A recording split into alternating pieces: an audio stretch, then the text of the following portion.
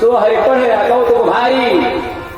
भगवान विद्या को अध्ययन करते हैं और 64 दिनों में 64 कलाओं को सीख करके कहा जाते हैं मथुरा। मथुरा में आए, एक दिन की बात है प्यारे कि भगवान श्याम सुंदर अपने महल में बैठे हुए थे, उदास थे। क्या थे? उदास। उद्धव जी का आगमन हुआ। उद्धव जी ने कहा, एक कन्हैया तुम उदास क्यों हो? उद्धव जी ने कहा, एक कन्हैया तुम उदास क्यों हो? कन्हैया ने कहा, क्या करें मित्र, मैं क्या करूं, आज हमें वृंदावन वासियों के प्रेम का याद आ रहा है, प्रेम स्नेह है मुझे याद आ रही है। मैं क्या करूं मंत्री? कृष्ण से सखा, कृष्ण के सखा हैं और विष्णुओं में मंत्री है विष्णुओं के।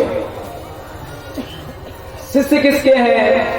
शिष्यो बृहस्पति साक्षात, बृहस्पति के शिष्य हैं। उद्धवो बुद्धि सत्तमः, बुद्धि में श्रेष्ठ हैं। उद्धवो देवभागस्य महाभाग सुतोद्धवम, देवभाग जी के पुत्र हैं। उद्धव के पिता का नाम है देवभाग और अक्रूर जी के पिता का नाम है स्वल्भक। क्या नाम है? स्वल्भक। अक्रूर जी के पिता का नाम है स्वल्भक और उद्धव जी के पिता का नाम है देवभाग। उद्धवो देवभागस्य महाभाग सुतोद्धवम।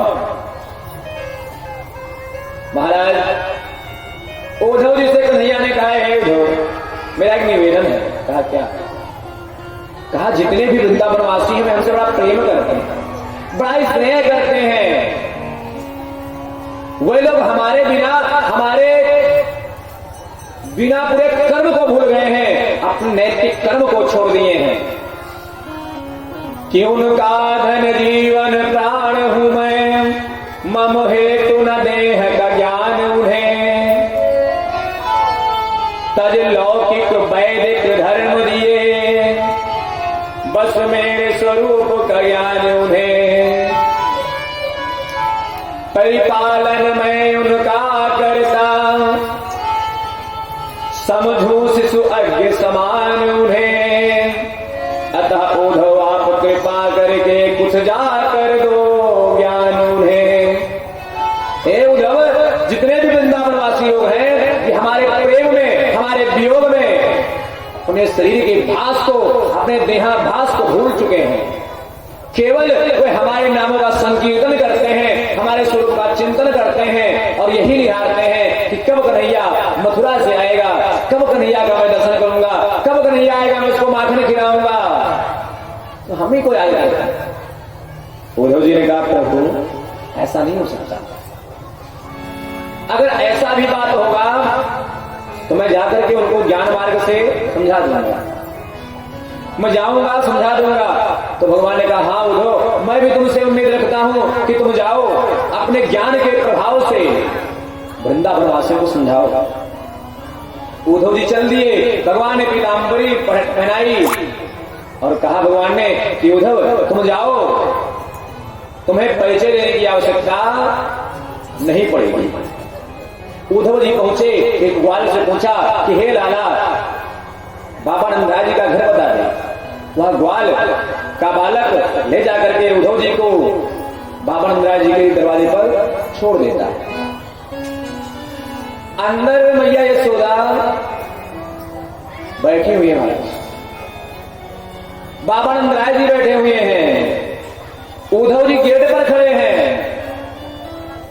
और मैया यशोदा बाबा नंदराय जी से कहती हैं कि यशोदा भैया धी पागल सी अपने लाला को ढूंढ रही, बोलो प्रियतम कहाँ छिपा लाला, यो नंदराय से पूछ रही। हे नंदराय, हे मेरे प्रियतम, यह बताओ मेरा बालक कहाँ लेटा हुआ है, मेरा कान्हा कहाँ छिपा हुआ है। बड़े कई दिन हो गए मैंने अपने लाला का दर्शन नहीं किया है, ऐसा लग रहा है कि कई युग बीत गए, कई कल्प बीत गए, मुझे कन्हैया का दर्शन नहीं हुआ। बताओ मेरा कन्हैया कहाँ छिपा हुआ है। हमको लग रहा है कि कन्हैया हमारे कहीं घर में ही छिपा हुआ है, मैं उसका दर्शन लेना चाहती हूँ। सच कहती हूँ मेरे प्रियतम, मेरा लाला रो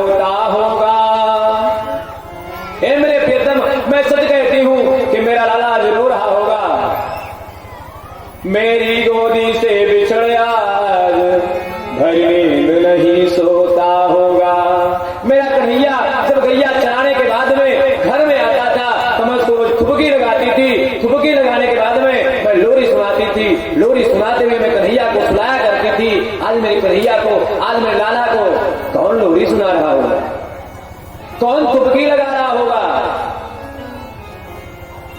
मेरा कन्हैया मेरे गोदी से उछल करके हमको ऐसा लगता है कि उसकी नींद पूरी तो नहीं होती होगी। जब हमारे हृदय से वह लग करके सोता था, उसे बड़ा आनंद मिलता था और वह रात भर बड़े सम्यक पूर्व से सुख पूर्वक सोता था। आज मेरे लाला को कौन सुलाता होगा। हे बाबनंदाय, मेरे हाथ ये रोते हैं, रोते ये मिश्री माखन है, रोता होगा खाने वाला, मेरी प्रतिक्रिया कहती है। हे बाबनंदाय जी, ये देखो माखन कितना उदास बैठा हुआ है, लग रहा है कि आप भगवान श्याम सुंदर के वियोग में सूख करके उदास होकर के बैठा हुआ है। ये मिश्री देखो, ये मिश्री कितना उदास है, मिश्री की उदासता को देखो। ये मेरे हाथ जो कन्हैया को रोज माखन खिलाया करते थे, जो कन्हैया को रोज अपने हृदय से लगाया करते थे, जो कन्हैया के केस को संवारा करते थे, मेरे हाथ जो कन्हैया को वस्त्र पहनाया करते थे, आज मेरे कन्हैया को कौन वस्त्र पहनाता होगा, मेरे कन्हैया को कौन संवारता होगा, कौन उसके तिलक को करता होगा। मुझे लग रहा है कि मेरा कन्हैया आज यहां से जाने के बाद में सुखी नहीं है, रो रहा होगा। उद्धव जी गेट पर खड़े हैं, अंदर प्रवेश किया, बाबा नंदराज ने स्वागत किया। इनके प्रेम को देख रहे थे, इनके वार्तालाप को देख रहे थे। उद्धव जी अंदर जब गए तो उद्धव जी ने कहा कि हे बाबा नंदराज जी, तुम गलत कर रहे हो। जिसको तुम परमात्मा कह रहे हो ना, जिसको तुम लाला कह रहे हो, कन्हैया कह रहे हो, वह परमात्मा है, वह लाला नहीं है, वह किसी का बालक नहीं है, वह किसी का बच्चा नहीं है, वह पूर्ण ब्रह्म परमात्मा है। अवतार लेता है और अवतार लेने के बाद में नहीं है कि न माता न पिता तस्य न भार्या न सुता दया नात्मनीयो परश्यामे न देहो जन्म एववा। उसका कोई देह नहीं है, वह निर्देह है, वह परमात्मा है, पूर्ण ब्रह्म परमात्मा है। हम लोग परमात्मा जीव प्रकृति के अधीन है और प्रकृति जिसके अधीन है वह कन्हैया है। कन्हैया को अपना लाला मत समझो, कन्हैया भगवान है। एक काम करो, तुम अपने नियम का पालन करो, अपने कर्म का पालन करो और कन्हैया को याद करना बंद करो। उद्धव जी ने कहा कि कन्हैया को याद करना बंद करो। वसुदेव जी ने कहा, हे उद्धव, जिसको तुम कन्हैया कह रहे हो ना, जिसको तुम परमात्मा कह रहे हो, वो हमारा कन्हैया है।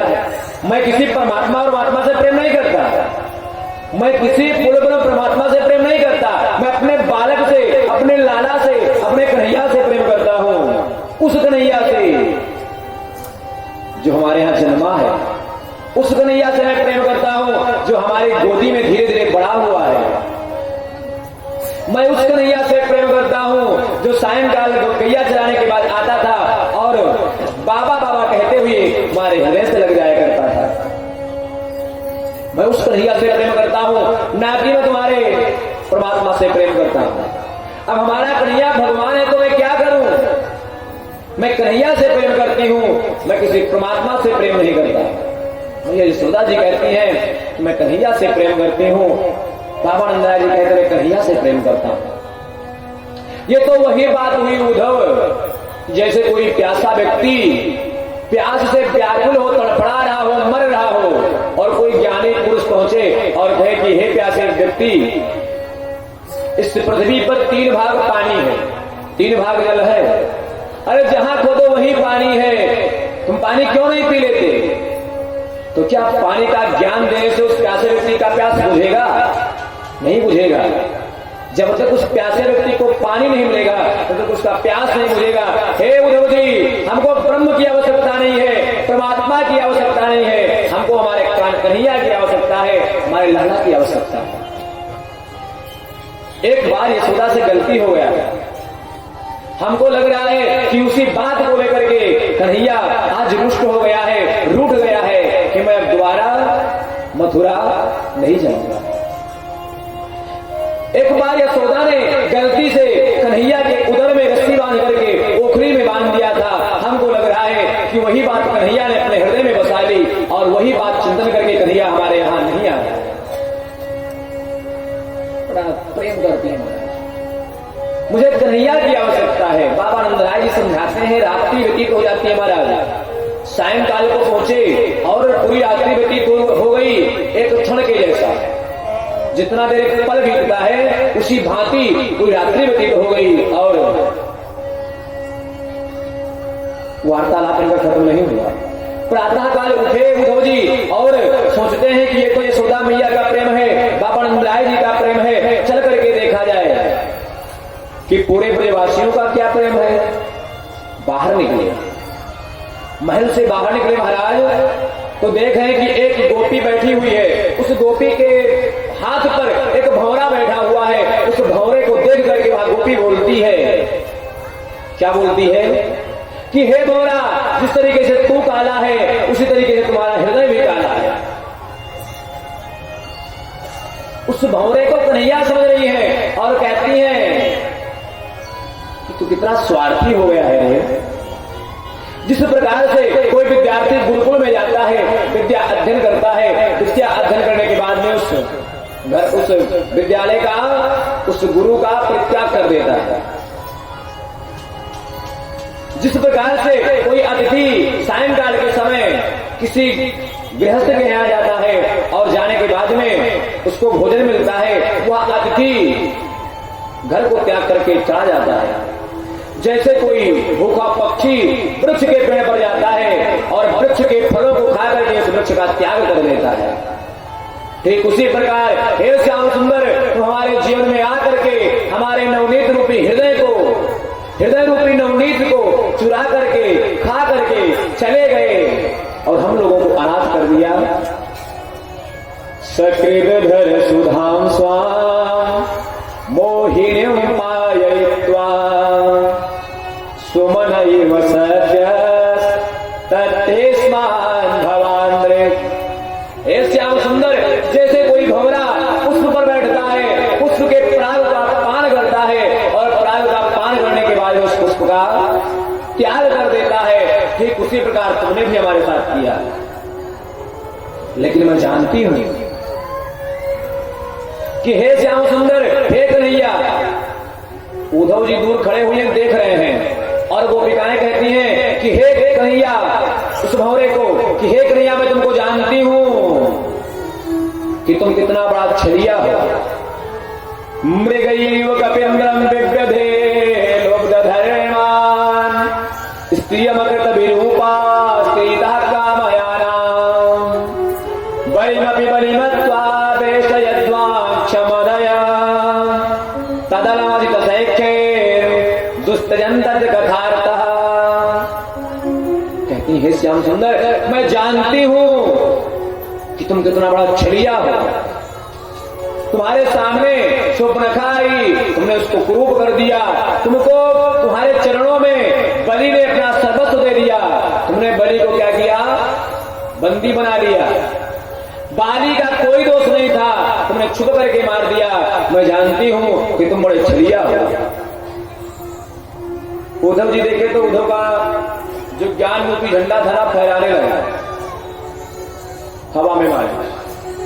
गोपियों के पास गए, समझाते हैं, संदेश देते हैं कि भगवान ने कहा है कि तुम लोग अपने नित्य कर्म को करो, अपने धर्म का पालन करो, अपने परिवार की रक्षा करो, परिवार का पालन करो।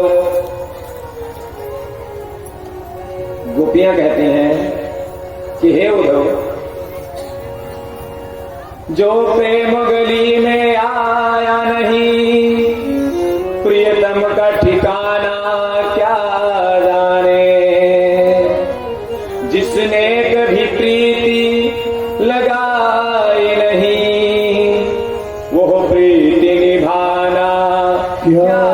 जाने। जो वेद पढ़े और भेद करे, जो वेद पढ़े और भेद करे, मन में नहीं निर्मलता आई, वह चाहे कितना ज्ञान कहे, भगवान को पाना क्या जाने। अरे हे उद्धव, तुम्हें ज्ञान है ना? मुझे ज्ञान की आवश्यकता नहीं है कि प्रीति से रीढ़ है सदा प्रियतम हमारे श्याम। हे उद्धव, प्रीति से ही हमारे श्याम रिझते हैं। प्रीति से रीढ़ है सदा प्रियतम हमारे श्याम। रीति की साधना न हमें बताओ जी। ब्रह्म ज्ञान भाग हो जाओ ब्रह्म ज्ञानियों के बीच में। जो तुम्हारे अंदर है, वो तुम्हारे अंदर जो ज्ञान है ना, जाओ ब्रह्म ज्ञान कहाँ कहना चाहिए? जहां लोग विद्वान हो, ब्रह्म ज्ञान भाग हो जाओ ब्रह्म ज्ञानियों के बीच में। हम ग्वालिन गवारिन को मत समझाओ। हम ग्वालिन हैं, गवारिन हैं, हम क्या जाने कि ज्ञान क्या होता है? हमको तो केवल कन्हैया से मतलब है। प्रेम की पुटी में त्रिपुटी की चर्चा है कहाँ? भ्रुकुटी के बीच में ध्यान ना लगाओ जी। प्रेम की अलिंद में बहे प्रेमों की गंगा जहां। उद्धव ज्ञान की न गंगा बहाओ जी। हे उद्धव, यहाँ प्रेम की गंगा बह रही है, यहाँ ज्ञान गंगा की आवश्यकता नहीं है। तुम प्रेम की गंगा बहने दो कि एक मन मोहन बस के उजारो मोही, में अनेक मन मोहन बसाओना। बड़ा सुंदर समझाया महाराज। जब देखा उद्धव जी ने कि गोपिकाओं के अंदर इतना ज्ञान है कि भगवान कृष्ण के पूर्व जन्मों की कथाओं को कह रही हैं कि कितना छलिया था और ज्ञान के बारे में हमको उपदेश दे रही हैं, तो उद्धव जी गोपिकाओं को प्रणाम करने लगे। प्रणाम करते हैं कि वंदे भुजस्त्रीणाम पादरे रूमभिक्षुरसः यासाम हरिकथोद्गीतम पुराते भुवनत्रयम्। हे गोपिकाएं, तुम धन्य हो, तुम्हारे चरण रज से यह वृंदावन भी धन्य है। तुम धन्य हो। गोपियों के चरण में प्रणाम करते हैं और उद्धव जी प्रार्थना करते हैं कि हे प्रभु, अगर मुझे मोर बनाना तो इसी वृंदावन का बनाना, बंदर बनाना तो इसी वृंदावन का बनाना, भिक्षु बनाना तो इसी वृंदावन का बनाना। गोपिकाएं कहती हैं, हे उद्धव, ये तो प्रेम की बात है उद्धव, बंदगी तेरे बस की नहीं है। ये तो प्रेम की बात है उद्धव, बंदगी तेरे बस की नहीं है। ये तो प्रेम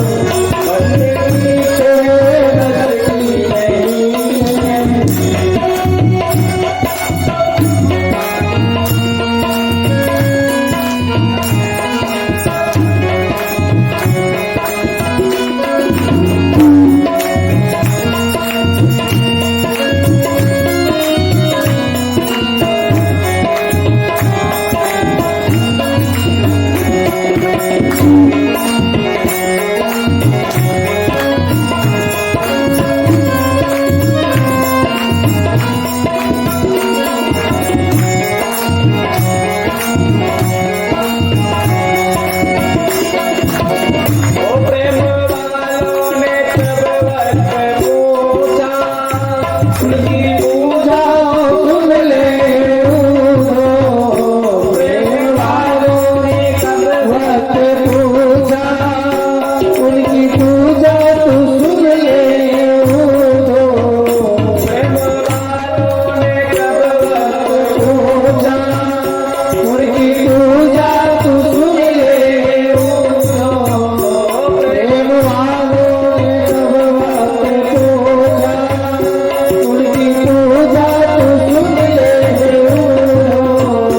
यहाँ धम धम में होती है पूजा रम रम होती है पूजा यहाँ धम धम में होती है पूजा रम रम होती है पूजा सिर झुकाने की फुर्सत नहीं है रम रम होती है पूजा सिर झुकाने की फुर्सत नहीं है ये तो कहने की बात है बंदे की तेरे बस की नहीं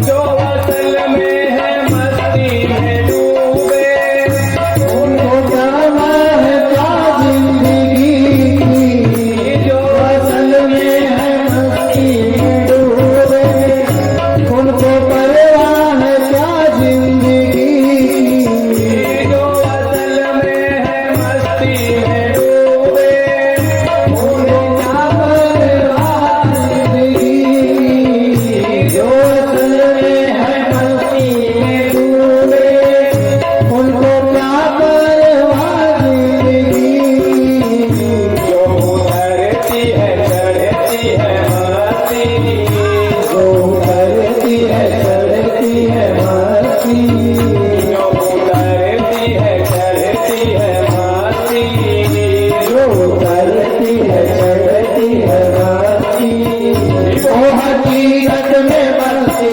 नहीं है ये तो प्रेम की बात है बंदगी तेरे बसती नहीं है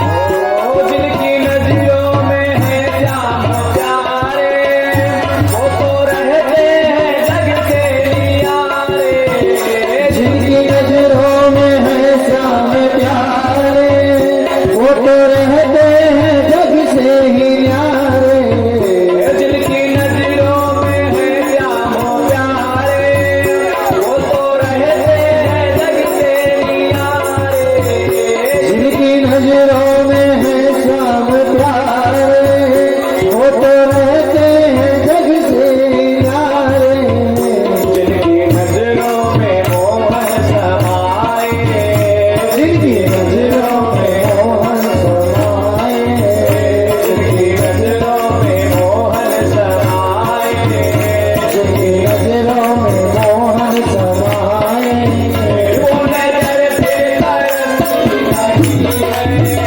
जिनके नजरों में मोहन समाए वो नजर फिर भटकती नहीं है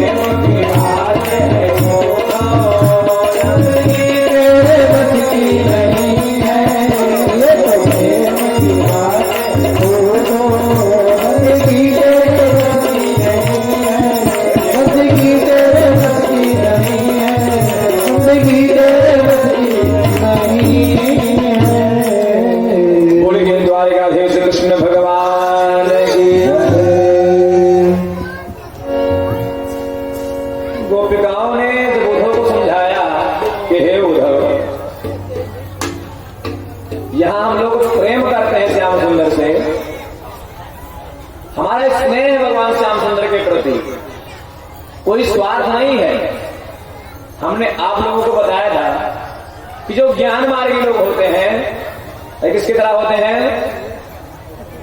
बंदर के बच्चे की भांति। ये भगवान को पकड़ करके रखते हैं। जो भक्ति मार्गी लोग होते हैं, जो भक्त मार्ग पर चलने वाले होते हैं, जो भक्ति पथ पर चलने वाले होते हैं, ये बिल्ली के बच्चे के समान होते हैं। भगवान स्वयं इनकी पूजा करता है, भगवान स्वयं इनकी रक्षा करता है। महाराज सुंदर समझाया।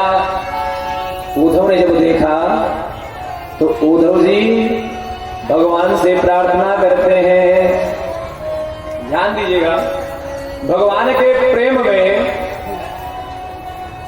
कोई भी बाधक बने, भगवान से अगर आप प्रेम करते हैं, प्रीति करते हैं, चाहे जो व्यक्ति वो जी संत भगवान की जय। हम आप लोगों से बार बार कहते रहते हैं कि संत समागम हरि कथा, संत समागम हरि कथा तुलसी दुर्लभ दोय, शुद्ध दारा अनुलक्ष्मी पापी के भी होए। सुत पत्नी और धन महाराज सभी के घर में होता है, लेकिन संत का समागम और भगवान श्री हरि की कथा या तो दुर्लभ है। भगवान के कृपा के बिना हमको नहीं प्राप्त होने वाला। तो आज हम लोगों को संत भगवान का दर्शन भी हो रहा है और हरि कथा भी सुनने को मिल रहा है।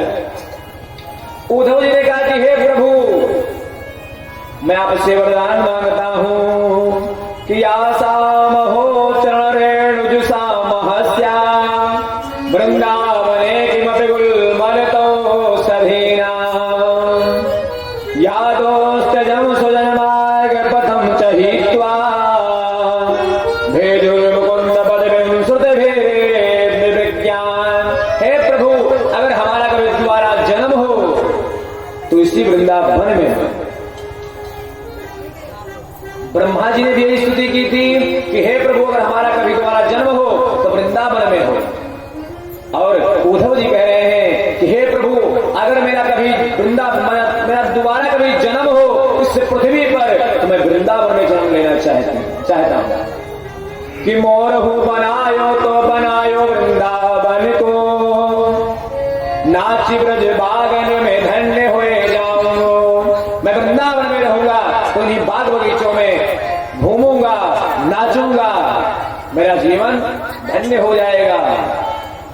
और बंदर बनायो तो बनायो वृंदावन को, यमुना के बीठने में जोरे अजमाऊंगा। हे प्रभु, अगर मुझे बंदर बनाना तो इसी वृंदावन धाम का बनाना कि मैं धन्य हो जाऊंगा। संत जो बनायो तो बनायो वृंदावन को, ब्रजरज शीश धरी धन्य हो जाऊंगा। हे प्रभु, अगर मुझे संत बनाना तो वृंदावन का बनाना, इन्हीं गोपियों के चढ़ रेणों को मैं प्रणाम करूंगा। और कहते हैं महाराज कि वृंदावन में आज भी भक्ति नृत्य करती है। आप वृंदावन में जाएंगे, जहां जाएंगे, जिस रास्ते में जाएंगे, लोग राधे राधे आपको कहते मिलेंगे। एक ऑटो वाला भी कहेगा राधे राधे।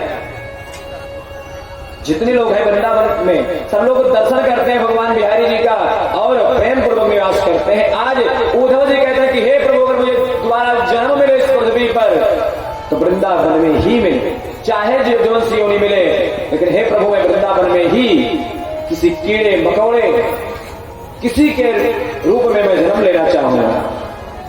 प्रणाम किया है गोपियों को, सभी गोपियों ने यहां पर भगवान श्याम सुंदर के लिए उपहार दिया है।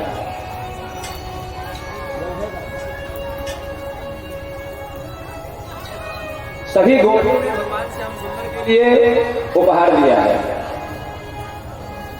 मैया यशोदा जी ने माखन दिया, बाबा नंदराय जी ने पटपीत दिया, पीताम्बर दिया, गोपिकाएं छाछ देती हैं, मैया सारी गोपिकाएं भगवान श्याम सुंदर के उपहार देती हैं। और उद्धव जी लेकर के कहां पहुंचते हैं?